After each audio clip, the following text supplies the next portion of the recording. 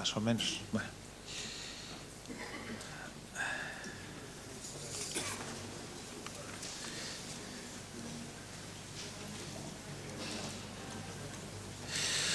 Buenas tardes. Bienvenidos a un nuevo Foro Cámara, Perspectivas Económicas para el año 2024. En este caso, organizado en colaboración con la BIFIS. La verdad que se trata del 35 foro que organiza la Cámara de Comercio. Este año es el 6º que se lleva a cabo. Anteriormente, este año ha estado con nosotros Jesús Chamorro, presidente del Tribunal Superior de Justicia de Asturias, José Muñiz, rector de la Universidad de Nebrija, José Antonio Flórez, catedrático de Ciencias de la Conducta de la Universidad de Oviedo, Isabel Pardo de Vera, secretaria de Estado de Transportes, Antonio Abril, presidente de la Conferencia de Consejos Sociales de las Universidades de España. Agradecer a la BIFIS su colaboración en este foro con la presencia de Javier Marín y agradecer al consejero de Hacienda del Gobierno de Asturias, Guillermo, su presencia y que nos acompañe en este acto.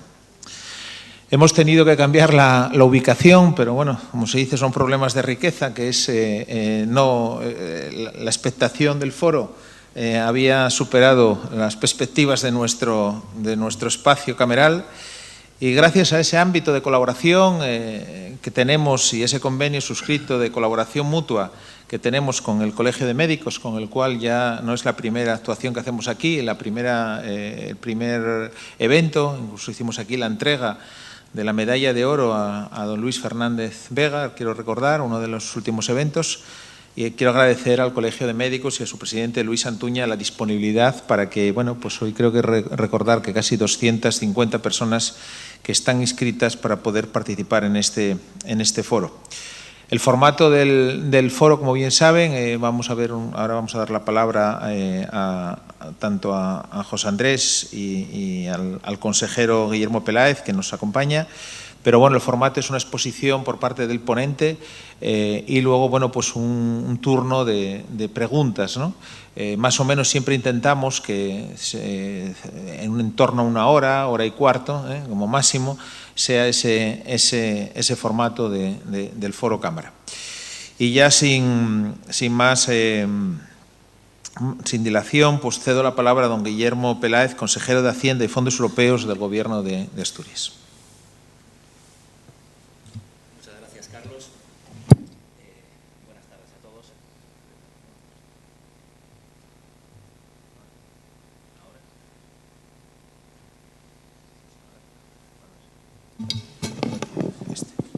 Ahora sí. Bueno, buenas tardes a todos y a todas. Muchas gracias, Carlos. Muchas gracias a la Cámara por organizar estas jornadas, esta vez en colaboración con la BIFIS, que con ponentes de esta altura, desde luego, son extraordinariamente enriquecedoras. Perspectivas económicas para el año 2024, pues ante la incertidumbre y la volatilidad de los mercados, con conflictos bélicos en materia internacional, la vuelta de las normas de estabilidad presupuestaria para el año 2024, ese aterrizaje suave para los países de la Unión Europea en materia de estabilidad presupuestaria y sostenibilidad financiera, pero sobre todo conocer cómo se presenta este futuro inmediato, este 2024, en el marco de esa inestabilidad y de esa volatilidad. Por la parte que me toca ahora mismo en la confección del presupuesto autonómico, como saben, es muy importante conocer cómo los expertos prevén que se va a comportar la economía en este futuro cercano. Y, sin más, doy la palabra al compañero para poder escuchar al ponente. Hola, buenas tardes. Gracias a todos y a todas por venir. Al ver este foro aquí con tanta gente me intimida, pero a vez que me intimida me congratula. Esto es gratificante, ¿no? Que hagamos unas jornadas de estas y tengamos tanto contenido de personas. Bien, primero dar las gracias a la Cámara por la colaboración, al consejero y también dar las gracias a Javier Marín. Javier Marín, cuando le propuse venir a Asturias, como es un enamorado de Asturias, lo tuve fácil, ¿no? Él automáticamente me dijo un sí rotundo y aquel mismo día se preparó la agenda. Con lo cual, bueno, Javier Marín, aunque nació en Madrid, tiene mucha ascendencia asturiana y además tiene algún interés en Asturias, con lo cual eso facilitó que él viniera aquí. Es mi opinión, ¿de acuerdo? Bien, dicho esto, me toca presentar a Javier. Cuando presentas a un amigo, y además que tengo el honor de volver a presentarlo porque ya lo presenté en algún foro más fuera de Asturias, y si lo presentas en casa tienes que ser un poco equilibrado emocionalmente, te puedes ir, ¿no? Cuando lo vas a presentar y dices, oye, que igual me voy, ¿eh? Entonces, lo voy a basar, fijaros, en temas de recursos humanos. Cuando coges las consultoras de recursos humanos y les preguntas cuáles son los atributos profesionales de una persona, hubo como dos vías, ¿no? Una vía que era los que apostaban porque lo importante en las personas era la pasión y la perseverancia, por un lado, y por otro lado teníamos los que opinaban que eran aquellas personas que tenían inteligencia y talento. Al final se decantaron por los primeros, es decir, que se entiende un buen profesional aquel que tiene pasión y perseverancia. En el caso de Marino íbamos a tener discusión porque tiene las 4. Entonces, bueno, partimos ya de una cosa que al tenerlas... ¿Y en qué lo justifico?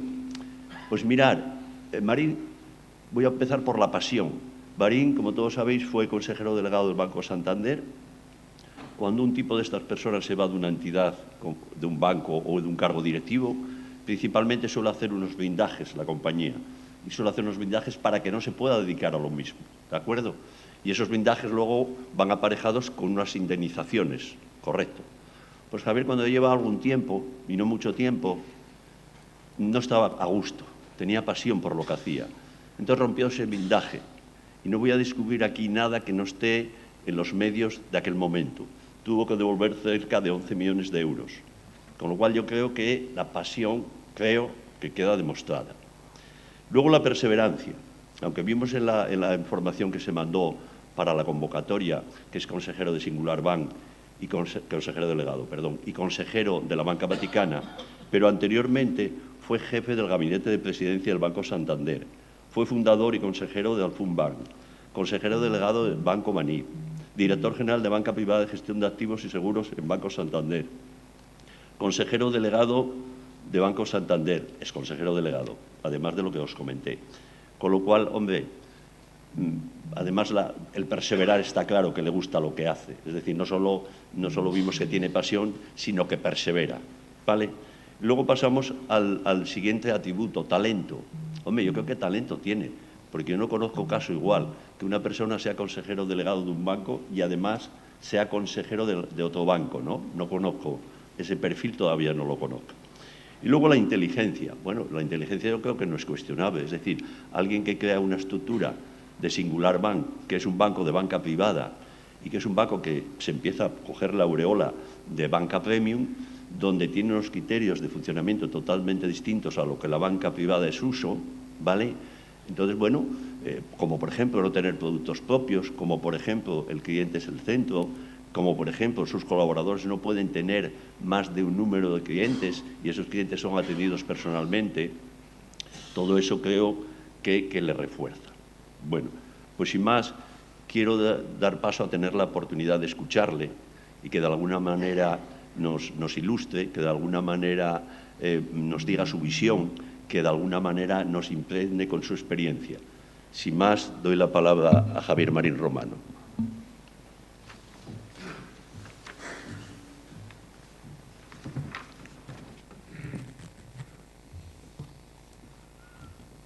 Bueno, muchas gracias, consejero, presidente de la Cámara, José Andrés. José Andrés, no sé, yo creo que me has puesto un poco colorado. Eso por un lado. Y segundo, pues te voy a fichar para el banco tú, porque nadie cuenta mejor las cosas del banco que tú. Pero bueno, muchas gracias, Carlos, por organizar estas jornadas aquí al amparo de la Cámara de Comercio. Y buenas tardes a todos. Para mí es un placer acompañarles hoy aquí en la ciudad de Oviedo, en el Principado de Asturias, al que me unen pues muchos vínculos afectivos, económicos y familiares, para compartir pues algunas reflexiones de las perspectivas económicas para el 2024. La senda económica global sigue perdiendo dinamismo a medida que se observa un punto de inflexión en la actividad económica de Estados Unidos, con unos últimos datos que muestran un deterioro de la confianza del sector privado que anticipa una moderación del consumo y una ralentización en la creación de empleo. Y se constata la debilidad de la actividad en la eurozona, confirmándose la complejidad, por otro lado, que afrontan las autoridades chinas para impulsar el crecimiento de la potencia asiática. Junto al impacto del endurecimiento de las condiciones financieras a nivel global y la persistencia de tensiones inflacionistas, a pesar de los últimos datos conocidos, el aumento del proteccionismo y el complejo entorno geoeconómico continúan lastrando la evolución del comercio internacional y condicionando a la baja la senda de crecimiento del PIB global de cara al 2024. De esta forma, la economía mundial encara el próximo año con un claro deterioro de la economía real en un escenario marcado, como decía el consejero, por la incertidumbre y la volatilidad. El entorno socioeconómico global sigue inmerso en una situación de permacrisis, marcado desde el inicio de la pandemia y la retirada de Estados Unidos de Afganistán por la ruptura del status quo y la reconfiguración del orden internacional. La guerra en Ucrania y la situación en Gaza confirman la visión geoeconómica divergente entre democracias y autocracias. Dos guerras en dos zonas estratégicas, Ucrania-Rusia, zona de energía, fertilizantes, grano, es decir, alimentación, y Oriente Medio, donde se sitúa un tercio de las reservas mundiales de crudo. Confirman la necesidad de analizar las perspectivas macroeconómicas bajo el prisma de la geoeconomía. Se ha metido ya en todas las discusiones de los consejos de administración de las compañías pues, la dimensión geopolítica a la hora de tomar decisiones de inversión. La guerra entre Israel y Hamás no solo ha tensionado el mercado energético e introducido una elevada incertidumbre en cuanto a su futura evolución, sino que también seguirá acelerando la reconfiguración de las relaciones comerciales e impulsando el proteccionismo.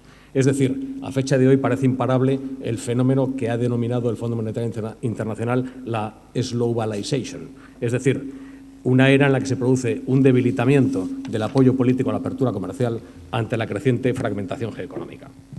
Así, la economía real comienza a reflejar el deterioro de perspectivas de cara al 2024. Perspectivas a la baja en consumo, menor actividad e impacto en resultados empresariales y un progresivo deterioro del mercado laboral. Con unos bancos centrales que, si bien parece que se aproximan al fin del ciclo de endurecimiento monetario, es previsible que mantengan su tono restrictivo. La gran incógnita es cuándo podrán comenzar a reducir los tipos de interés.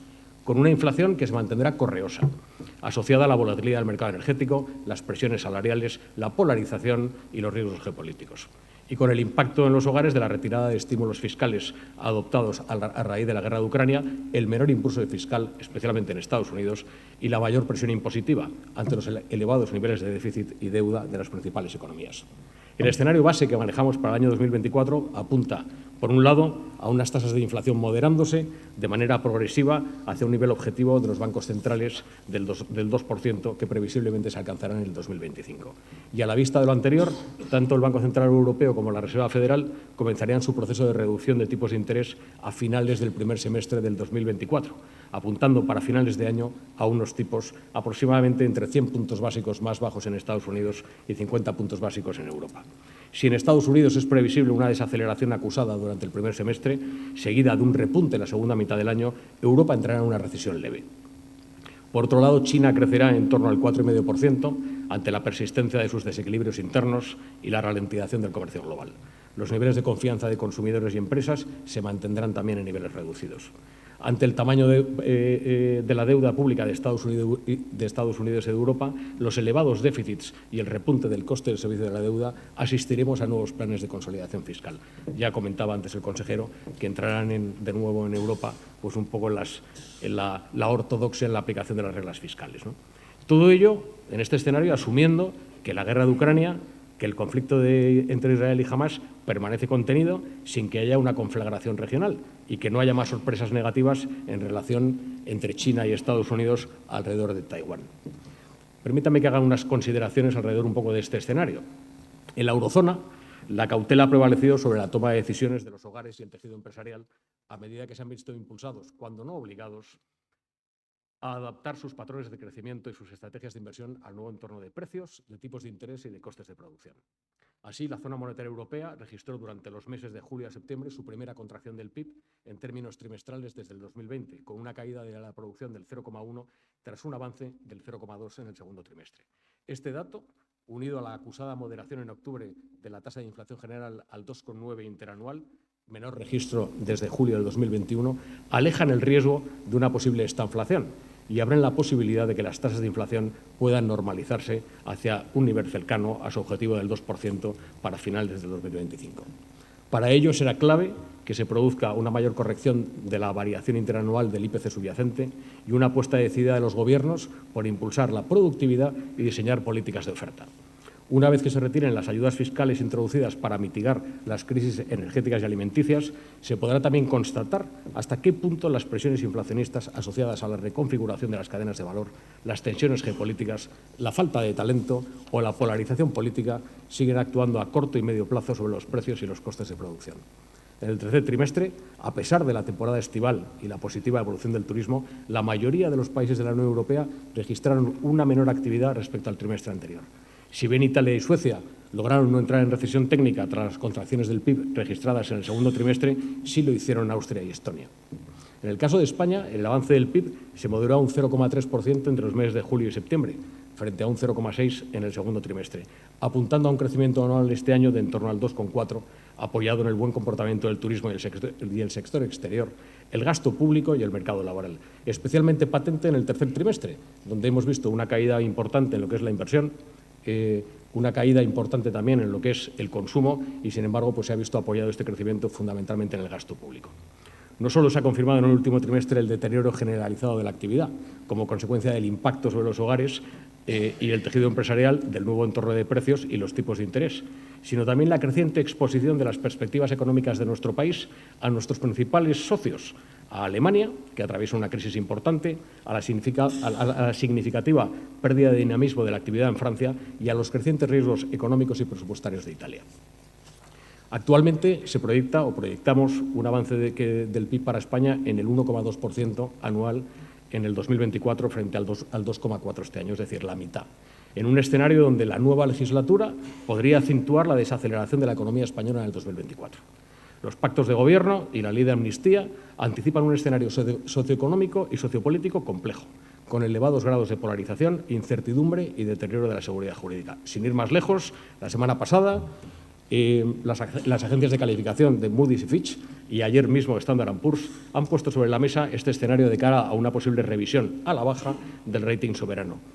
Y esto en un contexto en el que España mantiene sus graves problemas estructurales de elevada deuda pública, elevado déficit presupuestario y tasa de desempleo, a la que se une una pérdida del poder adquisitivo. Sin considerar el impacto negativo que podría tener este entorno sociopolítico al que me he referido, España será, a pesar de todo, de entre las 4 principales economías de la eurozona, la que registrará una mayor tasa de crecimiento en 2024, aunque también la que presentará la mayor desaceleración. Por otro lado, Estados Unidos ha mantenido durante el tercer trimestre una evolución muy positiva del empleo y de la demanda interna, con un importante repunte del avance del Producto Interior Bruto. Sin embargo, en los últimos meses se ha producido una creciente polarización entre el Partido Republicano y el Partido Demócrata que podría provocar una moderación del gasto público en el 2024. En este sentido, los republicanos previsiblemente intentarán reducir el tono expansivo de la política fiscal de Biden de cara a las elecciones presidenciales del próximo año, en las que Donald Trump podría erigirse nuevamente como presidente de Estados Unidos. De cara a los próximos trimestres, en una coyuntura en la que preocupa el deterioro de la situación presupuestaria, el fuerte repunte del servicio de la deuda y el coste de la financiación pública, la economía estadounidense previsiblemente sufrirá una mayor moderación de la actividad ante el incremento de los precios energéticos, la persistencia de las tensiones inflacionistas y el acusado aumento del coste del dinero. En concreto, el significativo deterioro del sentimiento económico de hogares en Estados Unidos proyecta una menor contribución del consumo privado ante la fuerte subida de los tipos de interés hipotecarios a 30 años, que se sitúan en el 8%, máximos desde el año 2000, el fin de la moratoria de los pagos de los créditos universitarios, la subida de los precios de la energía y el no disponer ya de los hogares con menores ingresos del ahorro embalsado durante la pandemia, entre otros factores. Una senda de crecimiento en la que Estados Unidos, a diferencia de la Unión Europea, podría evitar una recesión registrando un ritmo de crecimiento de en torno al 1% en el 2024. Precisamente la debilidad de la actividad en la zona monetaria europea y la progresiva moderación de la inflación general podría dar lugar a que el Banco Central Europeo, en nuestro escenario base, comience a reducir sus tipos de interés en la segunda parte del año 2024. En este sentido, la lectura de inflación del mes de octubre en la eurozona, con un 2,9 interanual, y en Estados Unidos de un 3,2, ha mostrado una significativa relajación de las tensiones inflacionistas relacionadas con las crisis energética y de alimentos, y la probabilidad de que tanto el Banco Central Europeo como la FED no realicen nuevas subidas de tipos de interés. Para ello será clave, entre otros factores, que la guerra entre Israel y Hamás no escale a nivel regional, para evitar un nuevo tensionamiento de la energía y del nivel de precios, al tiempo que se moderen tensiones salariales, no repunten las expectativas de inflación ni se introduzcan nuevas cargas fiscales al tejido empresarial que podrían dificultar la relajación de la inflación subyacente. Por ello, mientras aumenta la certeza de que los principales bancos centrales de las economías avanzadas se aproximan al fin del ciclo de subidas de tipos de interés, la incógnita se sitúa en qué momento podrán empezar a reducir el tono restrictivo de su política monetaria ante las tendencias contrapuestas y los escenarios y los nuevos paradigmas que afrontamos. A la espera de la evolución de precios y del impacto del endurecimiento de las condiciones financieras en Estados Unidos y Europa, que proyectan en el escenario base un ligero repunte de las tasas de desempleo y de morosidad, China seguirá marcada por la pérdida de dinamismo de su senda de crecimiento. En 2024, la potencia asiática podría limitar el avance de su PIB al 4,4% anual. La persistencia de la crisis inmobiliaria, reducidos niveles de confianza del sector privado, la atonía de la demanda interna, el deterioro del comercio mundial y las crecientes tensiones geopolíticas continuarán retrasando la convergencia socioeconómica de China con Estados Unidos. Al mismo tiempo, crece el riesgo de que el gobierno de Xi Jinping opte por un mayor intervencionismo económico con el objetivo de lograr la denominada prosperidad común. A pesar de ello, China mantendrá su estrategia de erigirse en la nueva potencia hegemónica, por lo que seguirá tejiendo alianzas con los países que denominamos del sur global. Unas perspectivas comentadas que en su conjunto estarán condicionadas por la evolución de riesgos actuales, que presentan más riesgos a la baja que al alza, relacionados en torno a la guerra de Ucrania y entre Israel y Hamás. En su caso, pensamos que la administración Biden previsiblemente presionará a que Israel evite una conflagración regional, dado que la caída de la popularidad de Biden de cara a las próximas elecciones del año que viene es un incentivo importante para buscar acuerdos de paz en ambos casos. Además, tendremos que estar atentos a la posibilidad de que China, en el primer trimestre, tras la celebración de elecciones en Taiwán, decida realizar algún tipo de acción sobre la isla que podría provocar una nueva ola de incertidumbre geopolítica, dado que lo que está en juego no es la isla de Taiwán, sino es la hegemonía sobre el mar de China, donde se concentra una parte muy importante del comercio mundial. Dicho lo cual, que puede sonar todo un poco catastrofista, yo creo que tenemos que ser optimistas. Hemos superado las consecuencias sanitarias y económicas de una pandemia, recuperando los niveles de actividad anteriores a la misma. Hemos aguantado la mayor subida de inflación y de tipos de interés de este siglo. Hemos cumplido con lo que dijo Camilo José Cela aquí en Oviedo, en una entrega cuando recibía el galardón del Príncipe de Asturias, y del que resiste gana. Y además nos enfrentamos con una nueva era de grandes retos y transformaciones en torno a lo que nosotros en el banco llamamos las 5 Ds. La digitalización, donde el desarrollo de la inteligencia artificial, la robótica, la impresión en 3D o las mejoras en conectividad y en computación impulsarán la productividad y la eficiencia de procesos. La descarbonización, una transición difícil y duradera, que se ha acelerado a raíz de la guerra de Ucrania, que requerirá mayores inversiones en energías renovables, incluyendo la nuclear, para garantizar la seguridad energética y reducir la dependencia de suministros fósiles. La desconfiguración del orden internacional, con la pérdida de poder e influencia de las economías avanzadas en favor de Rusia, en África y América Latina, claves en la transición energética por ser grandes productores de tierras raras y la seguridad alimentaria, así como las oportunidades que representan las nuevas rutas comerciales en el Ártico o por el control de estas materias primas clave. La desglobalización, con una diversificación, reconfiguración y acercamiento de las cadenas de valor a nuestras fronteras, especialmente en ámbitos estratégicos como, por ejemplo, el alimentario, y con el reto de mantener la competitividad a través de la digitalización, el talento, la innovación y, por supuesto, de la regulación. Y la demografía, con las consecuencias del envejecimiento de la población en Europa y China en términos de pérdida de capital humano, de escasez de talento y la posibilidad de suplirlo en parte a través de la tecnología, pero también de cambios en los hábitos de consumo, de servicios sociales y de salud o de reconfiguración de las ciudades. Todas estas tendencias, que representan un gran reto, también marcarán las oportunidades de inversión y apoyarán el crecimiento a largo plazo. Por último, ya que estamos en Oviedo, pues permítame que me dedique unos minutos para hablar un poco de nuestra tierra, de Asturias. Yo te agradezco mucho, José Andrés, un poco la presentación. A mí me gusta presentarme, pues quizás no sé si conocen ustedes, hay un chiste que siempre hablan de los argentinos, ¿no? ¿Y qué es un argentino, no? Y dicen, es un italiano que se considera inglés pero que habla español. Bueno, pues yo soy un madrileño, aficionado del Fútbol Club Valencia, y sin embargo me he visto de porruano todos los meses de julio para las fiestas de la Madalena en Llanes. Esto yo creo que me presenta mucho mejor que con lo que me ha presentado José Andrés, ¿no? Con lo cual yo pues tengo aquí unas raíces muy ancladas en Asturias. Voy a compartir con ustedes algunos datos que probablemente ya conozcan, pero que yo creo que nos ayudan un poco a ser conscientes un poco de la realidad y a partir de ahí pues plantear algunas ideas, porque yo no soy quien para dar consejos de cómo pues tratar de dinamizar un poco más la economía asturiana. Según los últimos datos de la población del INE, el Principado de Asturias cuenta a finales del 2022 con 1.004.000 habitantes. Entre el 2010 y el 2022 ha perdido el 7,35% de la población, disminuyendo su peso del 2 a un 2,12 respecto a un 2,31 con respecto a España.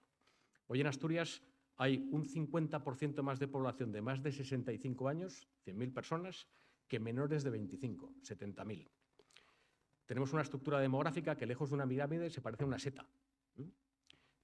De estos, en el tercer trimestre del 2023, Asturias contaba con una población activa de 458.000 personas, con una tasa de actividad del 51%, frente a un 59% en el conjunto de España, de los que 398.000 estaban ocupados. La tasa de paro se sitúa en el 13%, por encima de la media de España, que está en el 11,84%. La comunidad cuenta además con casi 300.000 pensionistas, lo que significa que hay un trabajador y un tercio en activo por cada pensionista. Es la cuarta comunidad con el menor número de trabajadores activos por pensionistas.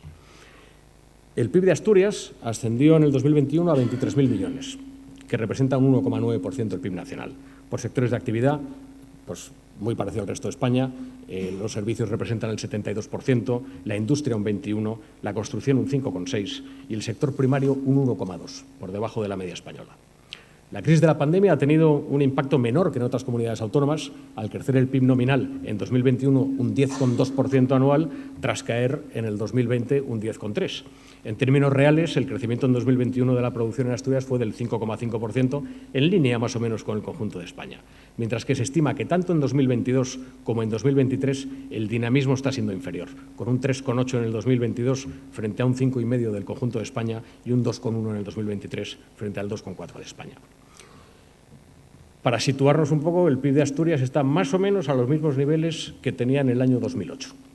En cuanto al tejido empresarial, según el INE, existían en Asturias 68.000 empresas. En el 2022, prácticamente un 2% del tejido empresarial español. Por ramas de actividad, el 5% era en el sector industrial, el 12% en la construcción, el 20% sector comercial y el 62% del resto del sector servicios. Respecto al tamaño medio, pues el 99,47% de las empresas tienen 50 trabajadores, que nos puede asustar un poco, pero es exactamente pues, muy parecido a lo que tenemos en España, con un 54% de empresas que no tienen asalariados. En cuanto a la inversión, en 2022 Asturias fue la 12ª comunidad autónoma en recepción de flujos de inversión extranjera, con 299 millones, que más o menos es un 0,87% del conjunto de España. Recordemos que el PIB es aproximadamente el 2%. Los resultados de la balanza comercial arrojaron en el 2022 un déficit de 678 millones, situándose las exportaciones en 6.200 millones, importaciones en 6.800, siendo nuestros principales clientes, pues como en el resto de España, pues nuestros socios de la Unión Europea, ¿no? Por tipología de productos destaca la exportación de hierro y acero fundido y de zinc y sus manufacturas. En las importaciones, pues como el resto de España, combustibles, aceites minerales y minerales. En cuanto al turismo, Asturias cerró 2022 con un nuevo récord turístico. Más de 2,4 millones de visitantes y 6,1 millones de pernoctaciones. La comunidad recibió el año pasado 2,5 millones de turistas que generaron 6.100.000 estancias. Estas cifras representan subidas del 2,4% y del 6% respecto al 2019 para poder buscar algo comparable excluyendo el año de la pandemia y los años siguientes de recuperación, ¿no? En comparación con 2021, estos incrementos son del 29% y del 22% respectivamente. En cuanto al gasto en I+D, respecto al PIB se situó en el 0,87, cayendo ligeramente respecto al 2020, que estaba en el 0,91, pero por encima de los años previos a la pandemia. Según el informe de competitividad regional en España de 2022, elaborado por el Consejo General de Economistas, el nivel de competitividad relativo en 2021 fue medio-bajo. El informe se distribuye básicamente en 7 ejes, ¿no? El entorno económico, donde la calificación es baja, mercado de trabajo, medio-alto, capital humano, medio-alto, entorno internacional, medio-alto, infraestructuras, medio-alto, eficiencia empresarial, medio-bajo e innovación, bajo. Y después de esta avalancha de datos, pues conocida por muchos de ustedes, algunas ideas para imprimir más dinamismo a nuestra economía y hacer de Asturias, además de un paraíso natural, una tierra de oportunidades para empresas y jóvenes.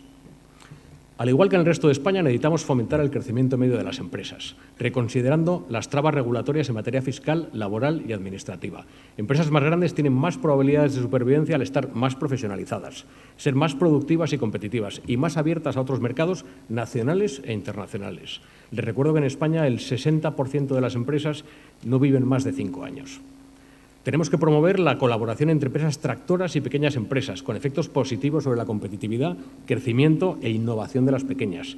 Es imprescindible mejorar la intermodalidad en el transporte de mercancías, reduciendo tiempos de transporte, especialmente en el ferroviario y en puertos.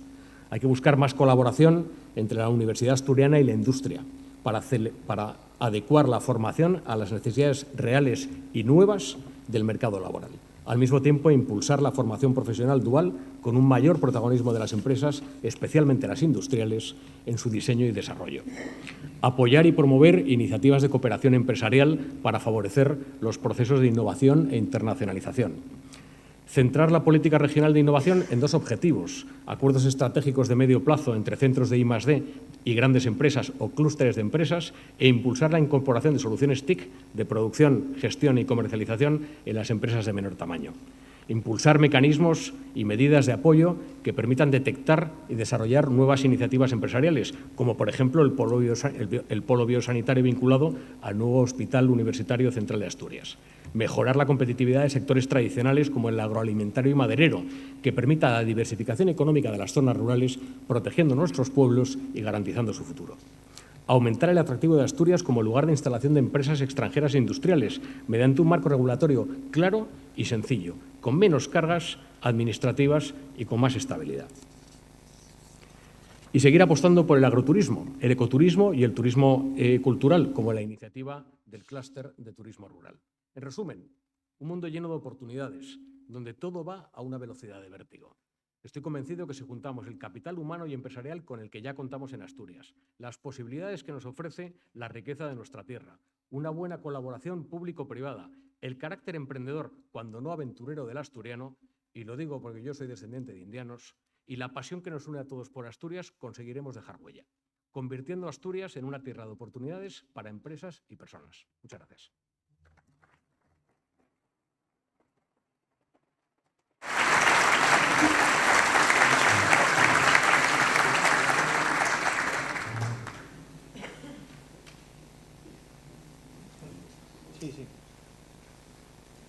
Sí, abrimos un turno de preguntas después de esta magnífica exposición de Javier. Entonces, levante la mano para ir pasando el micro para ver quien quiera hacer alguna observación o algún comentario.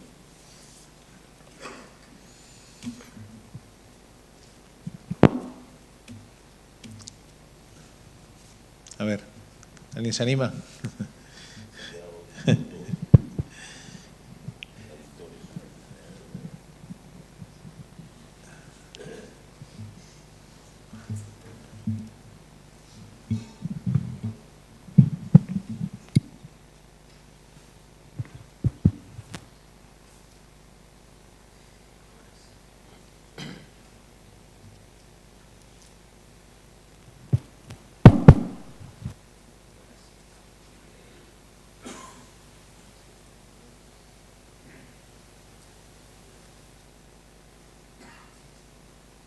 Se oye muy bien, ¿eh? O sea que no.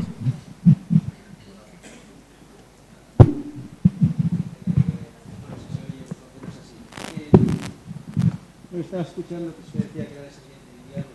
Yo desde que soy de España. Ahora que voy revisando, bueno, voy entendiendo un poquitín más cómo están funcionando las cosas.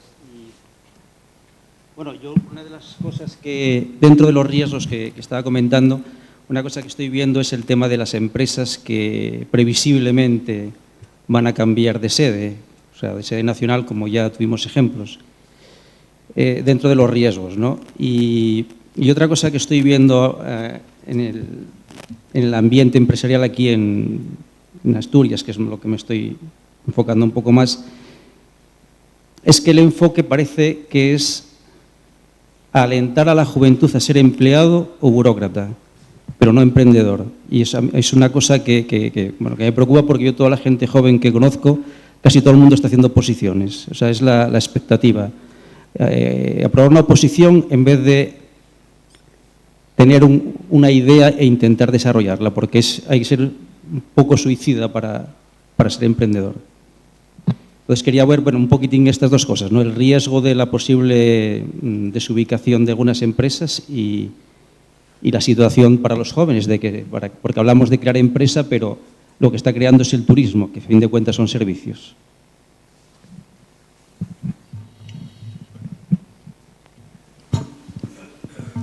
Pues vamos a ver las dos preguntas. Cambios de sede. Bueno, esto evidentemente es una decisión de cada empresa y que obedece en muchos casos a las circunstancias propias de cada una, ¿no? Yo no creo que haya un gran riesgo de cambios de sede de compañías, sinceramente, quitando pues las cosas que han pasado en Cataluña, pero yo no creo que esto se pueda extender a otras regiones o incluso ver cambios de sede de España. Evidentemente, pues tenemos que colaborar todos, ¿no? En crear pues un marco regulatorio estable, porque las empresas lo que necesitan es estabilidad y certidumbre, ¿no? Sobre todo cuando son empresas que están acometiendo inversiones, y las inversiones se hacen con una visión de largo plazo, ¿no? Con lo cual lo que tratas de tener es certidumbre en cuanto a tus inversiones. Pero yo no creo que ahora mismo tengamos ese riesgo, ¿no? Segundo, en cuanto a… Coincido totalmente. O sea, yo creo que una de las primeras… es una pena que en este país cada 4 años cambie la ley de educación, cuando esto tenía que ser una política de Estado, ¿no?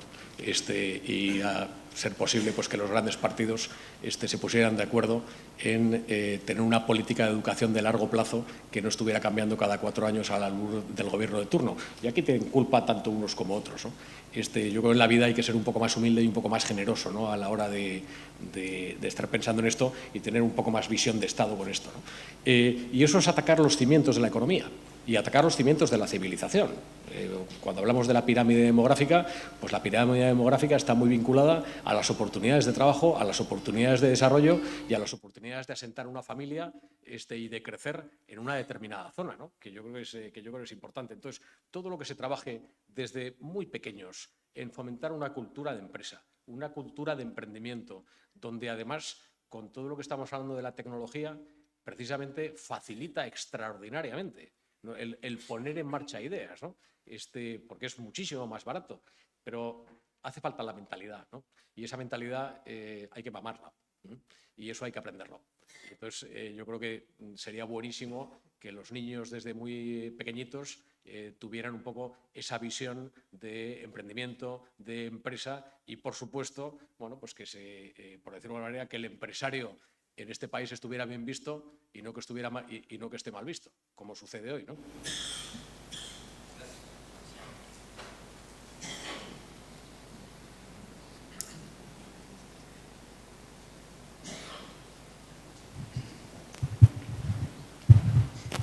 Hola, buenas tardes.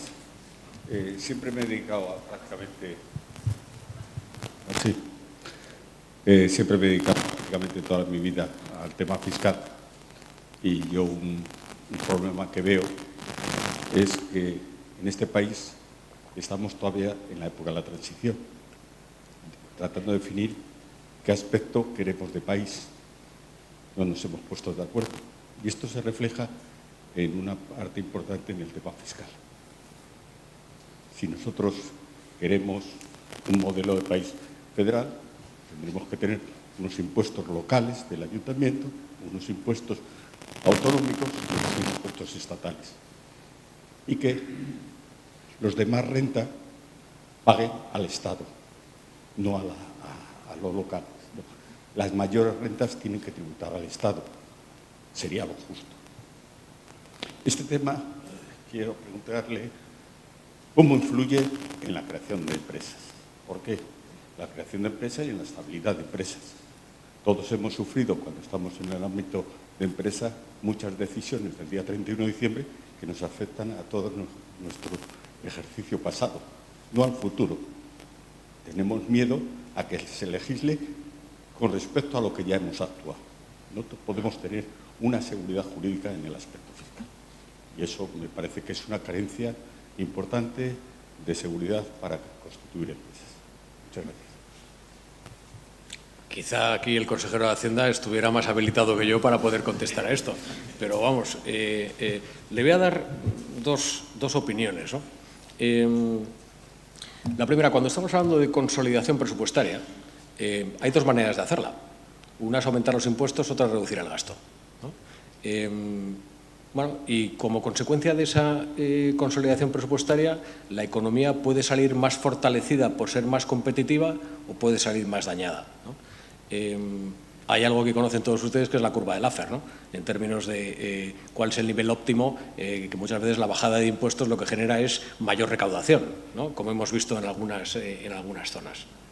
Esto como primera disquisición, ¿no? Lo segundo, yo no lo veo no solamente a nivel de empresa, sino lo veo a nivel de empresario.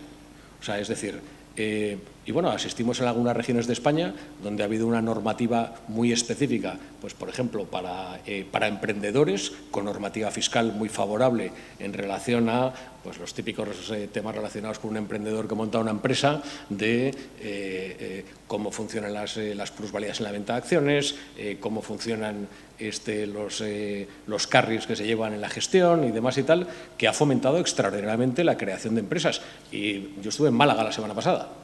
Y en Málaga es espectacular cómo bulle la economía, ¿no? Y cómo bulle con extranjeros estableciéndose en Málaga. Google ha abierto un hub en Málaga de aproximadamente ahora son 200 personas que van a ir hasta 800 personas. Lanzó una convocatoria dentro de Google a nivel mundial para ver quién quería ir a trabajar a Málaga. Y esto me lo contaba el consejero delegado de Google España, 8.000 solicitudes recibieron, ¿no?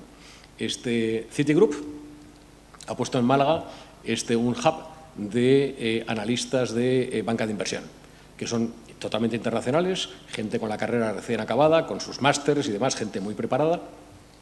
Y decidieron ponerlo en Málaga, pues básicamente porque con respecto a Londres, pues el coste era pues básicamente la mitad, ¿no? Tenían, me parece que son 30 y tantos puestos, ¿no? Se presentaron 3.000 solicitudes. Entonces, quiero decir que cuando hay una zona que adquiere un compromiso claro en relación a este concepto de emprendimiento, y este concepto de emprendimiento no solamente está vinculado a temas fiscales, sino están vinculados a calidad de vida, a calidad del entorno laboral, a posibilidades de conciliación, a conectividad, que es muy importante, pues claro, se convierte en un montón de atributos que lo que hace es fomentar la creación de empresas. Yo creo que la creación de empresas no solamente está vinculada al tema fiscal, hay muchas más cosas, ¿no?, que están alrededor. Entonces, el tema fiscal es importante, volvemos como lo que decíamos antes, tener certidumbre es importante, pero hay algunos elementos más, ¿no? Yo no sé, consejero, si tú quieres añadir algo.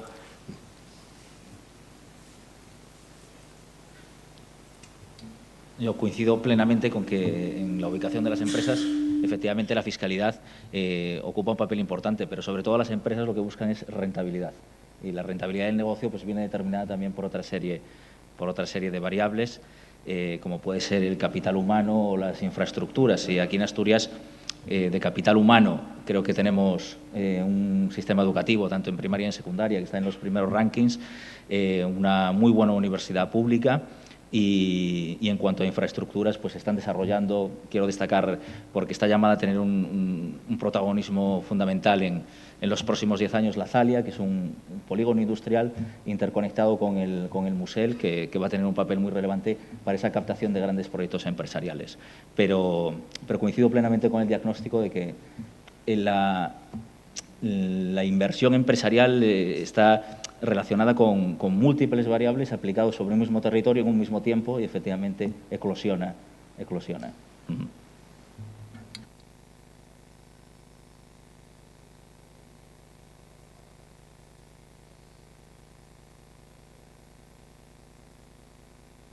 Bueno, Málaga ha pasado a Sevilla en términos de PIB.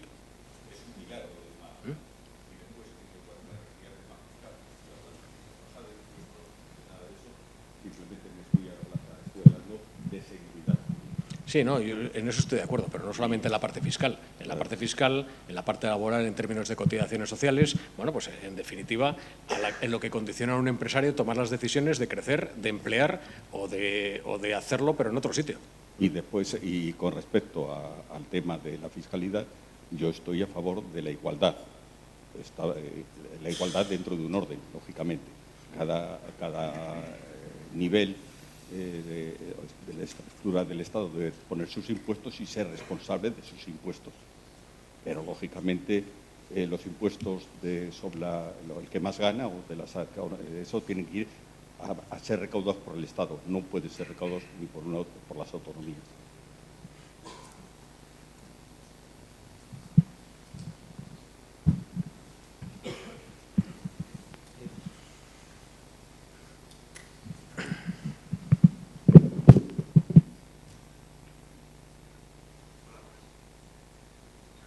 Perfectamente.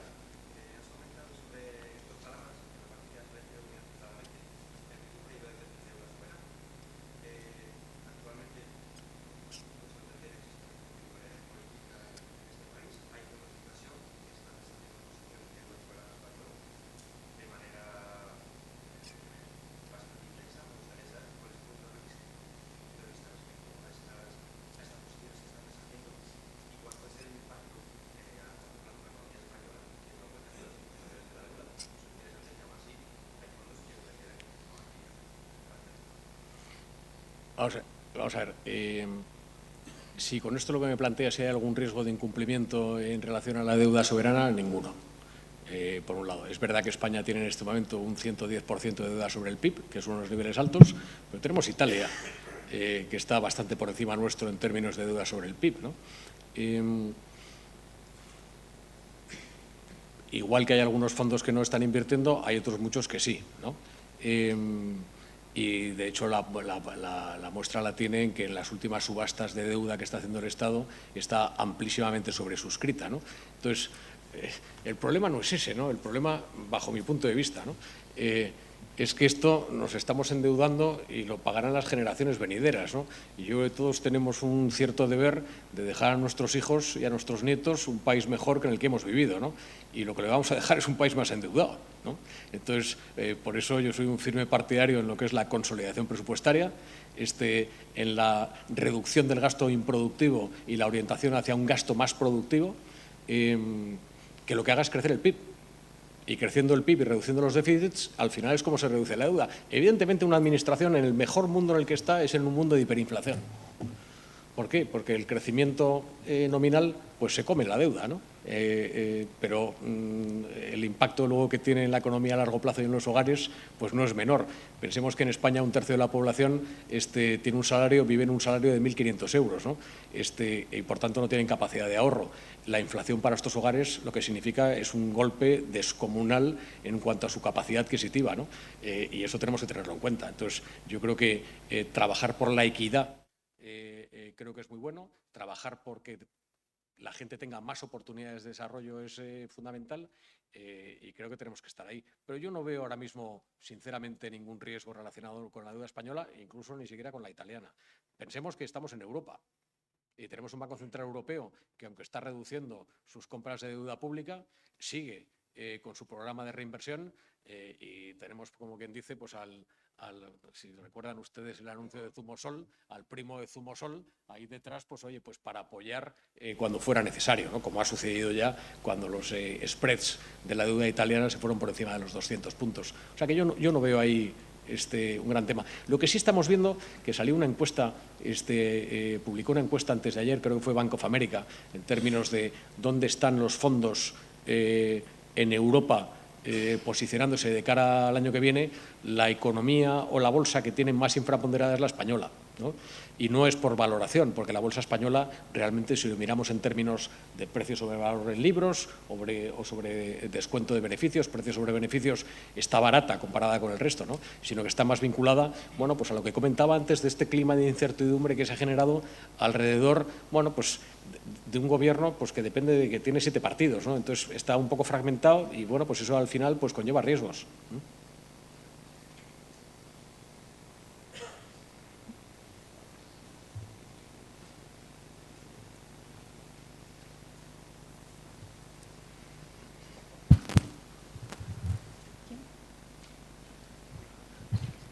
Sí, se funciona. Hola, buenas tardes a todos.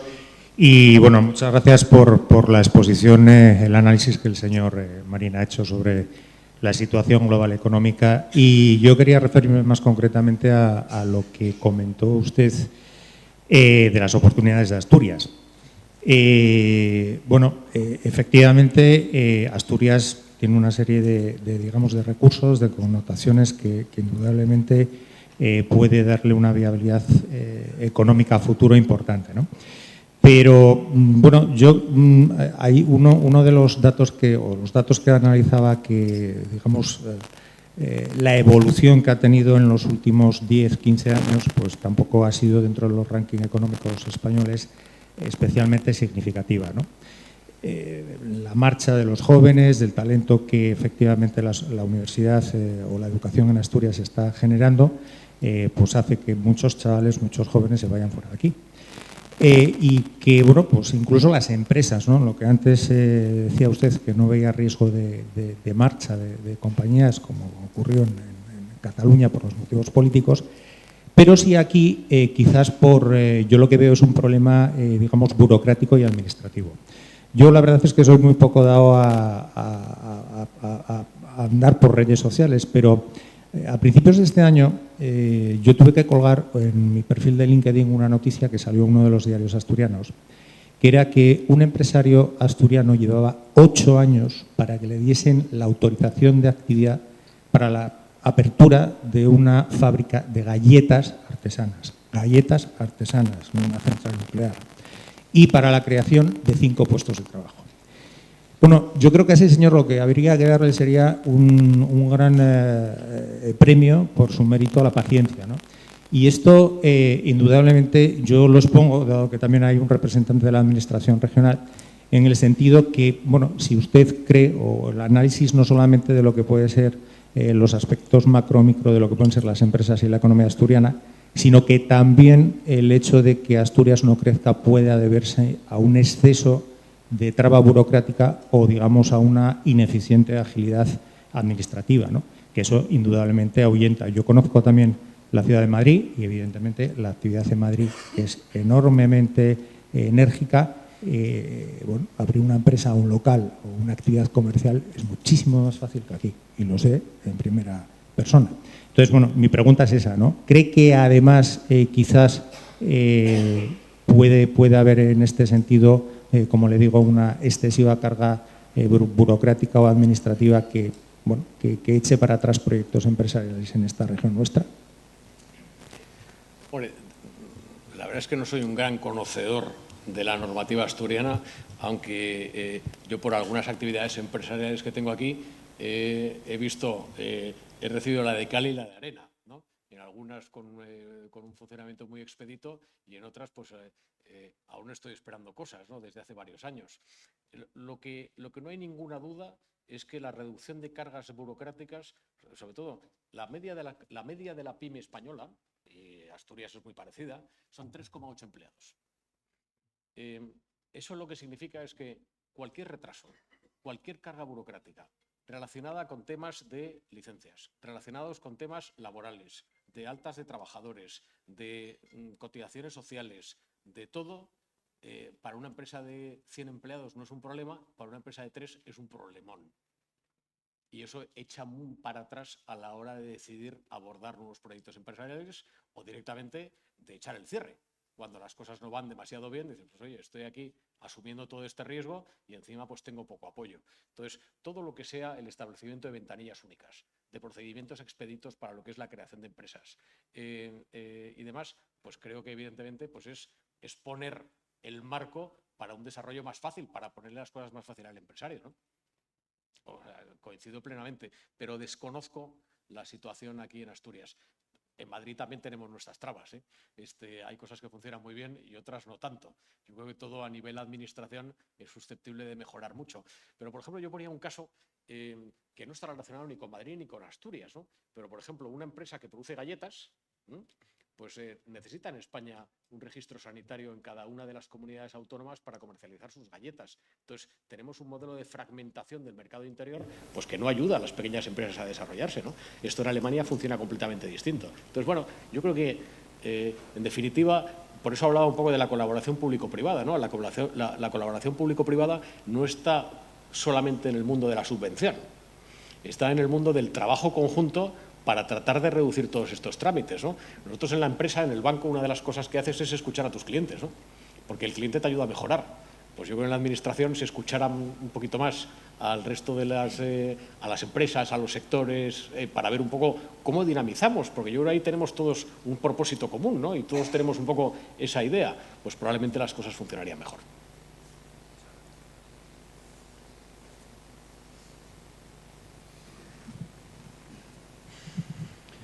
Sí, buenas tardes. Quiero felicitar al ponente por su exposición, ha sido magnífica. Y también agradecer a la Cámara y a la BIFIS que nos hayan permitido escuchar esta magnífica conferencia. Tengo la impresión de que se está denostando un sector muy importante en la economía española, que ha sido muy importante en la economía española, en la asturiana y en la europea también, que es la industria, ¿no?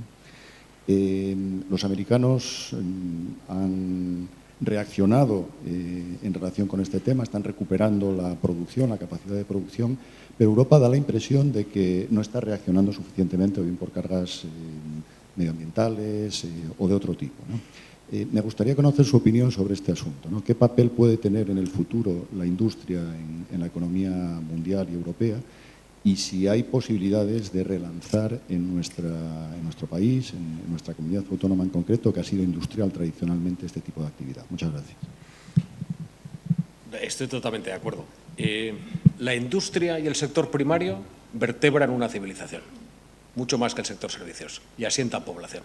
Pero claro, en la parte de la industria, que en concreto Asturias, por ejemplo, tiene un peso de lo que es el sector industrial mayor que lo que tiene la media de España, ¿no? Tradicionalmente ha sido así, ¿no? Y lo que tenemos que ver es pues, cómo le damos un impulso todavía mayor. Jamás vamos a tener una oportunidad como la que se presenta ahora mismo. ¿Por qué? Lo que hablábamos antes, el proteccionismo, ese concepto de acercar los centros de producción a los centros de consumo para reducir estratégicamente las dependencias con respecto a otros sectores, con respecto a otros países en sectores clave, como puede ser, entre otras cosas, la industria.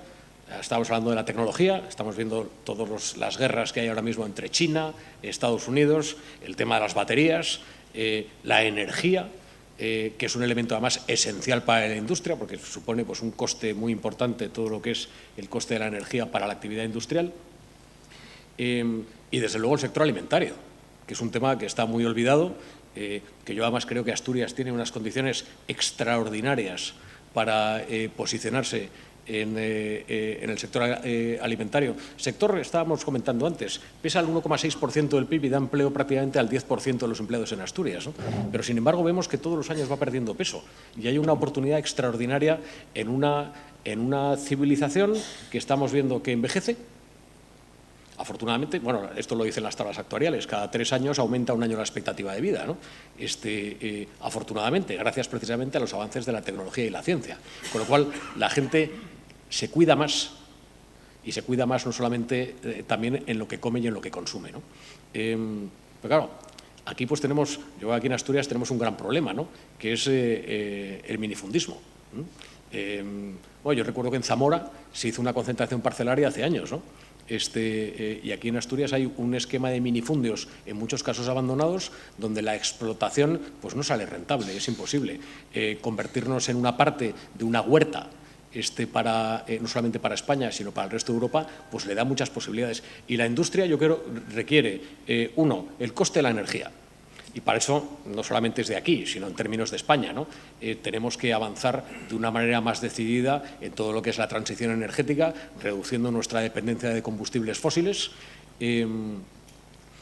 para lo cual hay que reducir las trabas burocráticas, o sea, es decir, no podemos tardar 2 años en estar dando licencias, hay que replantearse, bajo mi punto de vista, como ya está pasando en el resto de Europa, los temas alrededor de la energía nuclear. O sea, Alemania ya está reconsiderando sus decisiones de cierre, Inglaterra está posicionándose para lo que son las nuevas mini centrales nucleares para poder atender toda la demanda de electricidad de poblaciones de 250.000 habitantes y evidentemente es hoy por hoy la energía más barata y bueno, y la Unión Europea ya la tiene identificada como una de las energías verdes, ¿no? Para quitarnos un poco el San Benito del riesgo y de la contaminación que producen las centrales nucleares. Entonces, la energía es crítica. Pero contaba antes el tema de la oportunidad porque lo que estamos viendo en términos tecnológicos de la robotización y de la impresión en 3D es una oportunidad extraordinaria. Si pensamos un poco en términos un poco de ¿cómo decirlo?, de estas películas de ciencia ficción, ¿no?, que veíamos hace unos años y que la realidad de hoy supera lo que veíamos en aquellas películas en algunos casos, ¿no? Pensemos un poco cómo se consume hoy y cómo se produce, cómo son las cadenas, ¿no? Hoy se consume en el mundo desarrollado, se produce en el mundo menos desarrollado, ¿no? ¿Por qué? Uno, los costes laborales son más bajos. Dos, las políticas medioambientales pues son infinitamente más laxas. Se produce en Bangladesh, de ahí va a un contenedor, viene en un barco hasta el puerto de Barcelona, de Valencia, o de Bilbao, o de Gijón, en este caso. Desde allí pasa a una central y de esa central se distribuye, ¿no? Entonces uno va a la tienda y compra pues, unos alicates o un destornillador, ¿no? Esto va a cambiar diametralmente. O sea, las impresoras en 3D hoy imprimen más de 500 materiales, ¿vale?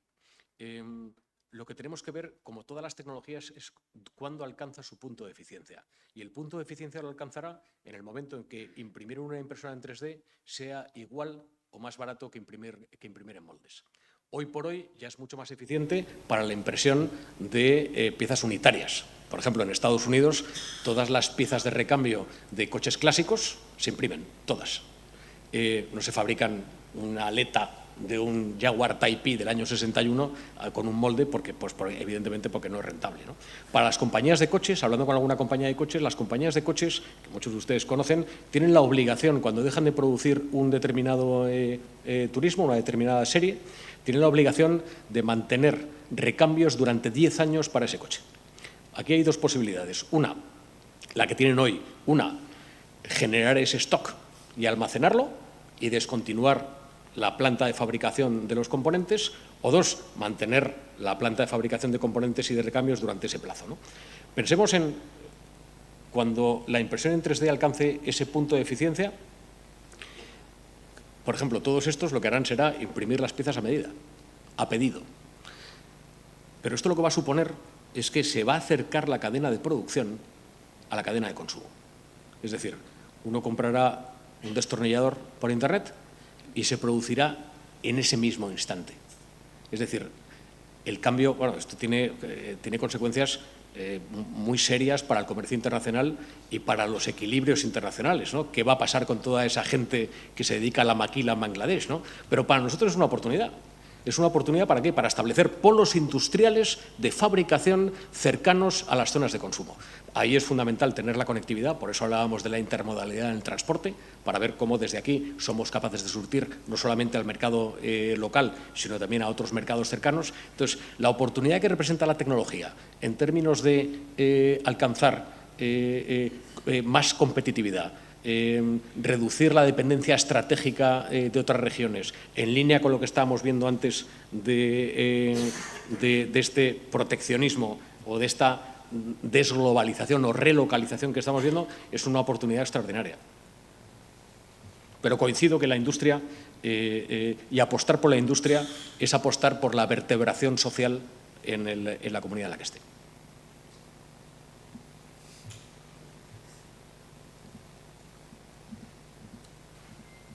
¿Más preguntas?